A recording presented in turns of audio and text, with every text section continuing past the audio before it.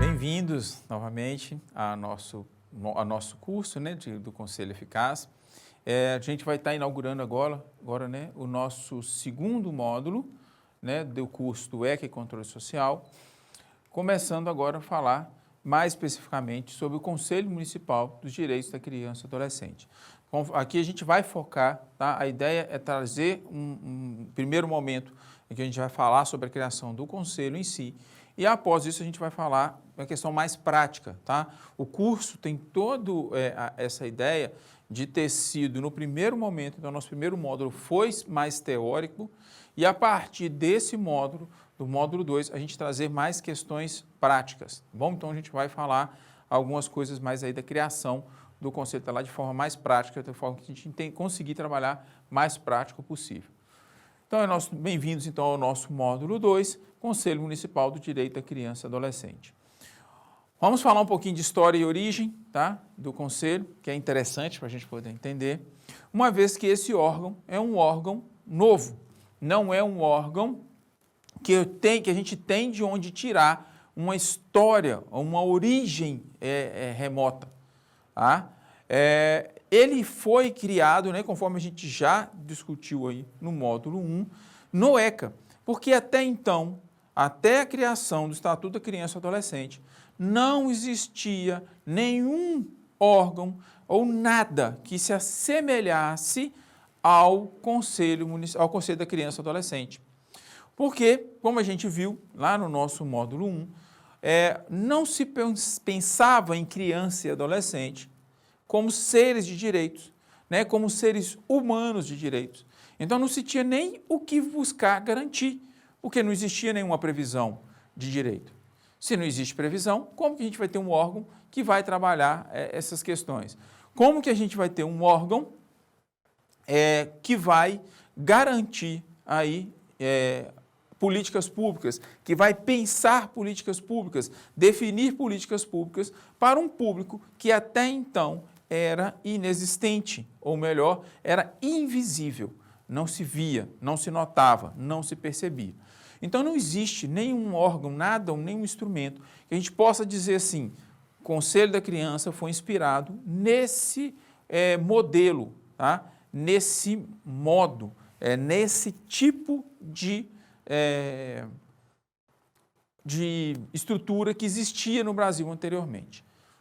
Certo? Não existe isso como referência na nossa história, tá? Na história no Brasil. Ele tem inspirações aí do direito internacional, né? Das vivências internacionais, onde a gente traz esse instrumento de participação de controle social e dentro desse instrumento a gente escolhe o conselho, certo? Mas até então a gente não tem muita relevância histórica.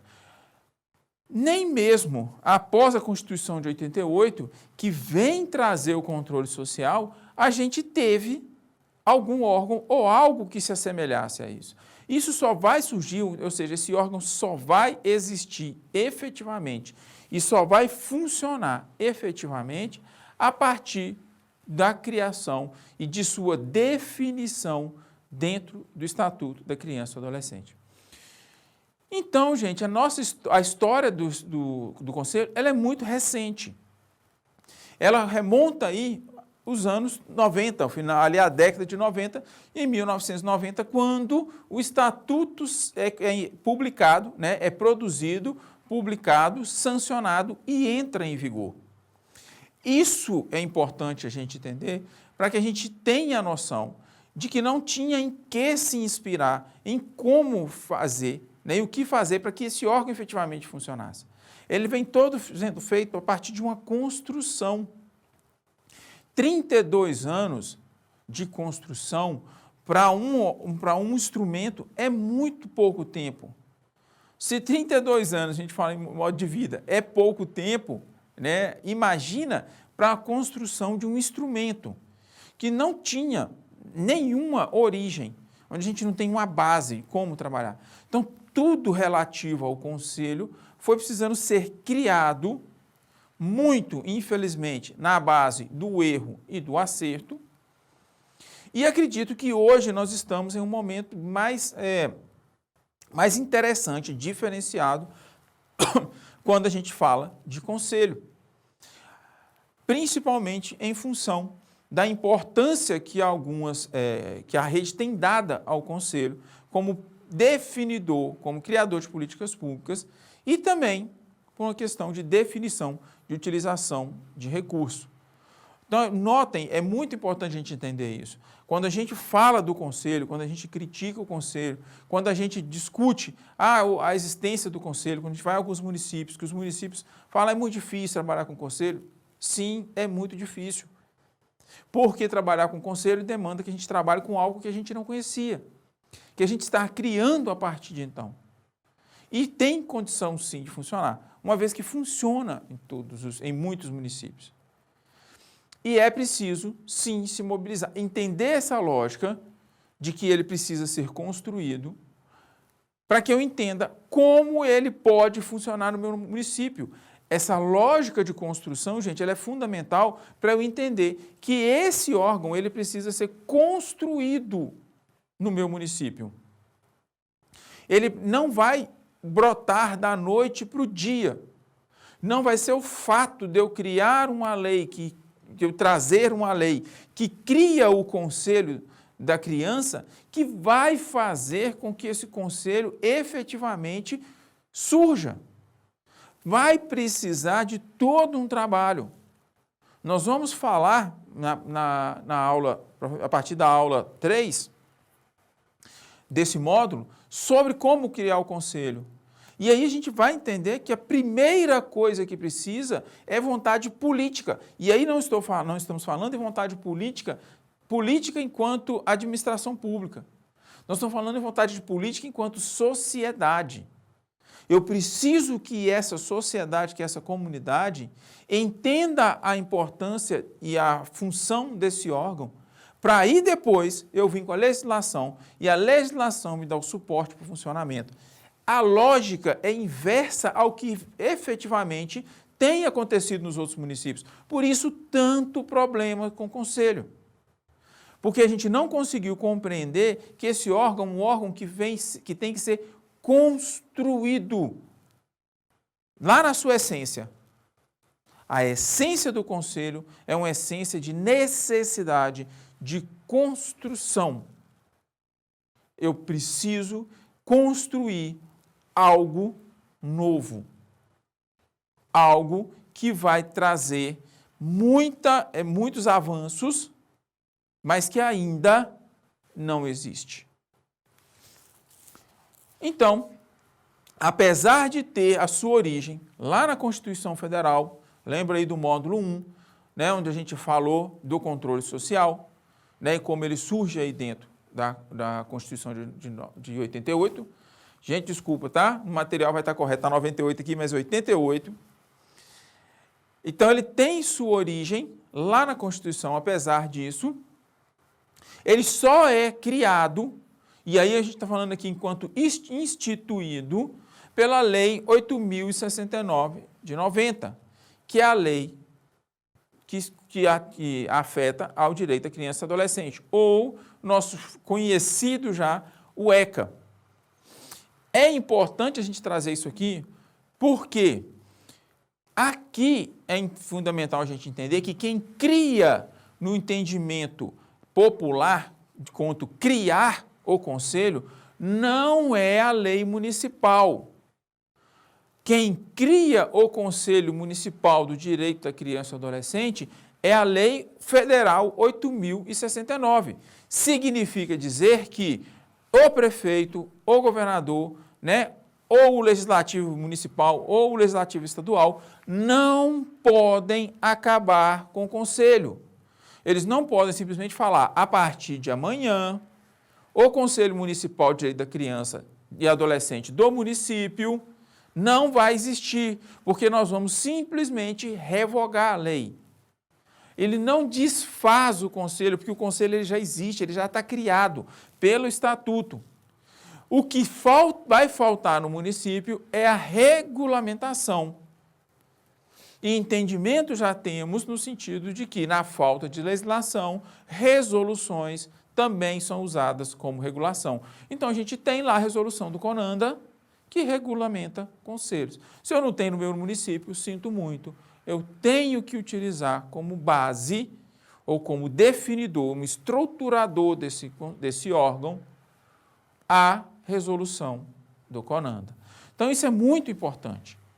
Que eu vejo as pessoas falarem, o prefeito ficou nervoso, porque a função do conselho é essa mesmo, né? É de trazer o contraponto e, às vezes, vai sim contrariar um entendimento da administração municipal, e é para isso que ele existe. Ele existe para que a sociedade civil movimente também. Então, quando a sociedade está organizada, ele vai sim, muitas vezes, confrontar uma vontade que a administração pública tem, até para trazer uma melhor efetivação daquela política pública. E aí falam, vamos acabar com esse órgão. Não é possível.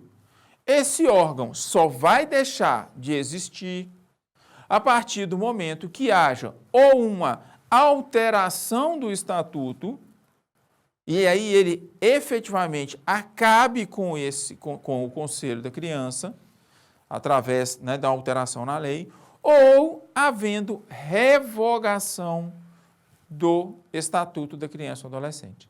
E aí, por consequência, as demais leis nas outras esferas, vão caindo até que esse órgão efetivamente se acabe. Fora disso, ele não acaba, ok? Ele está criado, ele está instituído pela Lei 8.069, e o que a gente precisa ali é fazer a sua implementação. É isso que as leis, que os regulamentos municipais e estaduais fazem. E também o regulamento federal, certo? Aqui, a lei, ela traz a instituição do Conselho para todas as esferas, mas cada esfera precisa implementar. E aí ele vai trazer a sua regulamentação através da lei, a sua implementação. Então, é uma lei federal diferente do ECA que vai implementar o Conselho Nacional dos Direitos da Criança e do Adolescente, que a gente conhece carinhosamente como CONANDA. É uma lei estadual que vai implementar efetivamente o nosso Conselho Estadual do Direito da Criança e do Adolescente, que também carinhosamente chamamos de SEDCA. E, por fim, a lei municipal, tá? Aqui é importante a gente colocar, né, faltou, mas a lei distrital, tá? O Conselho Distrital do Direito da Criança e do Adolescente, lá em Brasília, tá? Lá, né, então é o Distrito Federal. Aqui faltou, mas quando a gente coloca aqui estadual, entendam também Distrito Federal, certo? A gente precisa colocar. No material a gente vai colocar isso corretamente, tá bom? Então, o Distrito de Brasília ele cria a lei distrital que implementa o Conselho Distrital do Direito da Criança e do Adolescente. E, por fim, mas não menos importante, a lei municipal ela vai implementar, a partir então de lei municipal, que vai ser implementado o Conselho Municipal dos Direitos da Criança e do Adolescente, que nós também trazemos um nome carinhoso aí de CMDCA, certo? Notem essa diferença. O fato de não existir uma lei de implementação nos entes não significa que o órgão não exista, certo? O órgão está aqui. Isso vai servir de base, tá? Quando a gente for falar da criação, aí no sentido de implementar mesmo, né? Como vai se dar essa implementação dos conselhos aí a gente vai falar mais propriamente, dos municípios, certo? Então é importante a gente entender isso. O conselho já existe a partir da Lei 8.069 de 90. A sua implementação, ela depende, tá, de regra legal, de norma legal ou de lei que vai implementar esse conselho. E ainda nós precisamos do decreto do ente, não é de doente, de doença, tá, gente? Do ente federado. Então, a gente precisa do decreto nacional, decreto federal, que vai regulamentar as normas e funcionamento do conselho, sua criação. A gente precisa do decreto estadual, que também vai regulamentar o conselho, mas aí em nível estadual.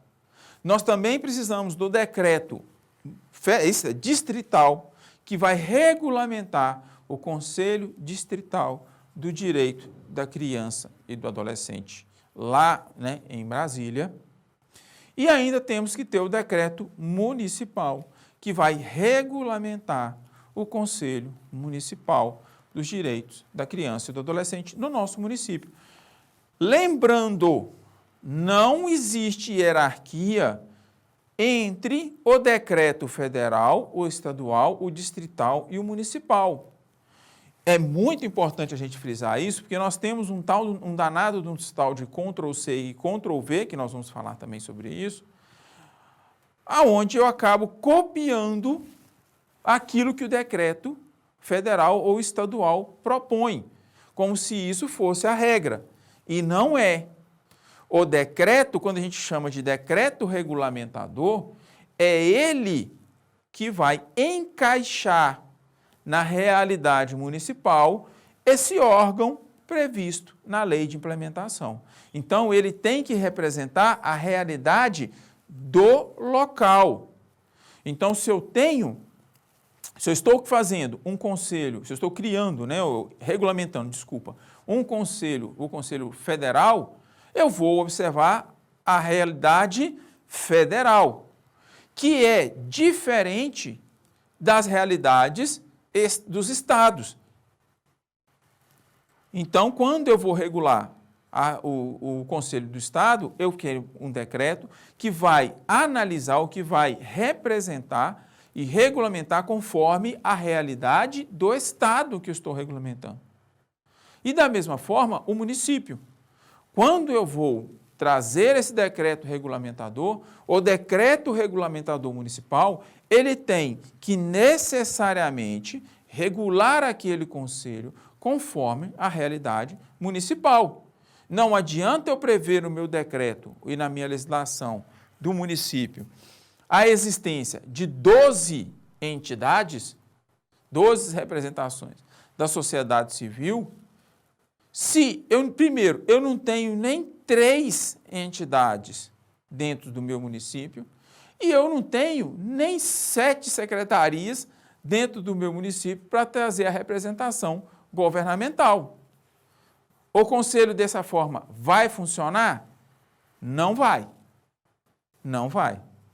Então é fundamental que a gente entenda esses pontos que a gente trouxe aqui, principalmente esse de que os decretos regulamentadores têm que observar ou têm que ser adequados ou encaixar esse órgão previsto aqui, a realidade do ente federado que a gente está implementando o conselho.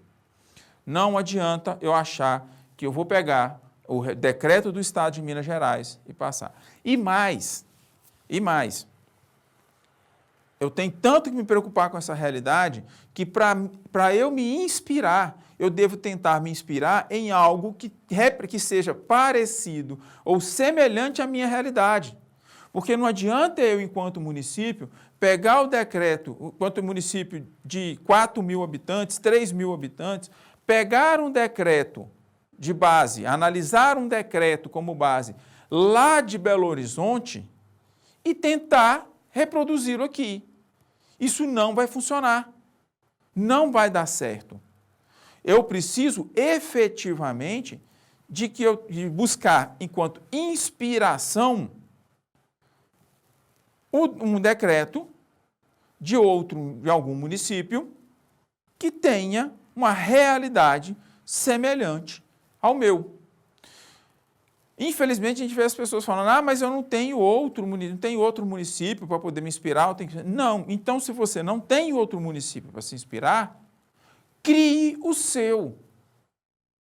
Criar o conselho, né, trazer essa origem do conselho, originar o conselho, demanda trabalho, demanda tempo, demanda dedicação. Ele não dá para simplesmente eu achar que da noite para o dia eu vou criar algo que atenda. Então, se for necessário, se for preciso que eu eu faça algo, eu crie um decreto novo, do nada, que não existe uma referência, eu vou criar. Para que eu efetivamente consiga fazer com que o meu conselho funcione daqui a 20, 30, 40, 60 dias, 2 meses, 3 meses, 1 ano, 5 anos, 10 anos. Tá? Já vi muitos conselhos que não observaram essa lógica aqui e que 10 anos depois começam os problemas a surgir. Ok? Bom, então, enquanto origem e história é isso, a gente encerra aqui a nossa primeira aula desse segundo módulo e na próxima aula, então, a gente vai estar passando com a parte que vai lembrar vocês a prática, tá bom? Vamos começar a praticar efetivamente. No mais, um abraço, até a próxima aula.